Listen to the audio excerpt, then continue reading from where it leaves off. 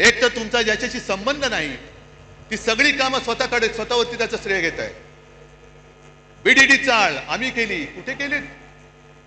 VDD चाळीचं भूमिपूजन मी केलं होतं, सोबत शरद पवार होते आणि आदित्यनी तिथे आणि त्याच्याबरोबर जितेंद्र आव्हाडांनी मेहनत केलेली आहे. मुंबईचा कोस्टल रोड आम्ही केला. अरे लोक माहिती आहे ना लोकांना, स्वप्न कोणाचं आणि पूर्ण कोणी केलं. आणि आज सुरतानी एक गोष्ट केली, जी गोष्ट आदित्य इतके वर्ष बोलत होता की मुंबई हे न झोपणारं शहर आहे. दिवसा ज्या ऑफिसमध्ये जातात त्यांना दिवसा जेवणाची आणि खाण्याची पिण्याची म्हणजे पाणी पिण्याची नाही सोय असते, तर रात्री काम करणाऱ्यांनी का असू नये? तेव्हा भाजपवाल्यांनी जो काय नंगा नाच केला होता, संस्कृती, नाईट लाईफ. नाईट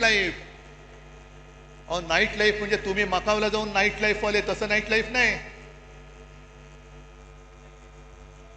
कळलं ना? हा, हे मकावला जाऊन यांचं नाईट लाईफ फुलणार आणि आम्हाला इकडे शिकवणार साधन सुचिता. आज जे आपण बोलत होतो तेच त्यांनी केले. रात्री सुद्धा आम्ही पब आणि बारची मागणी करतच नव्हतो. उलटा आमचं म्हणणं आहे बार रद्दच करा. जे तुमचे मंत्री चालवत आहेत त्यांना पहिल्या मंत्रिमंडळातून काढा, ही आमची मागणी आहे. पण सगळं श्रेय आपल्याकडे घ्यायचं आणि दुसरं तुमच्याकडे द्यायची.